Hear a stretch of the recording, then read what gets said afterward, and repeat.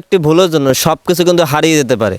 আসসালামু আলাইকুম, hello everyone, কি অবস্থা সবার, কেমন আছেন সবাই? আশা করি যে যেখানে আছেন অনেক অনেক ভালো আছেন। তো বন্ধু, আজকে যে টপিকটা, আপনার ফোনে কোনো ভাইরাস সংকেত কোনো আছে কিনা সেটা আপনি কী করে চেক করবেন সে বিষয়ে আলোচনা করবো।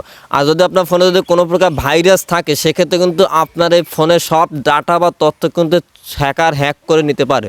তো আজকে দেখাবে কী করে আপনি সব কিছু চেক করবেন সে বিষয়ে আলোচনা করবো। চলুন ভিডিও মূল টপিক চলে যায়। পুরো ভিডিও ধরে আমি আসছি আপনাদের সাথে সাব্বির রহমান, আপনারা দেখছেন টেক আপস প্রো ম্যাক্স।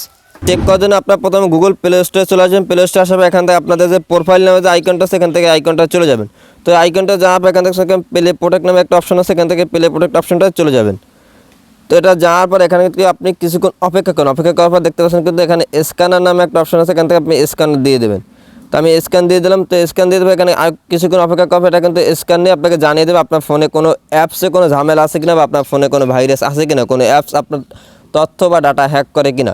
তো আপনি এখানে কিছুক্ষণ অপেক্ষা করার পর এখানে কিন্তু সব কিছু শো করবে। যদি আপনার সামনে শো করে যে না একটা অ্যাপ যদি শো করে সেক্ষেত্রে কিন্তু আপনি অবশ্যই অ্যাপসটা কিন্তু ডিলিট করে দেবেন। তো আমাদের এখানে দেখতে পাচ্ছেন নো হার্মফুল এটা লেখা আসছে, কিন্তু তার মানে কি আমার এখানে কোনো ভাইরাস জনিত কোনো অ্যাপ্লিকেশন নাই।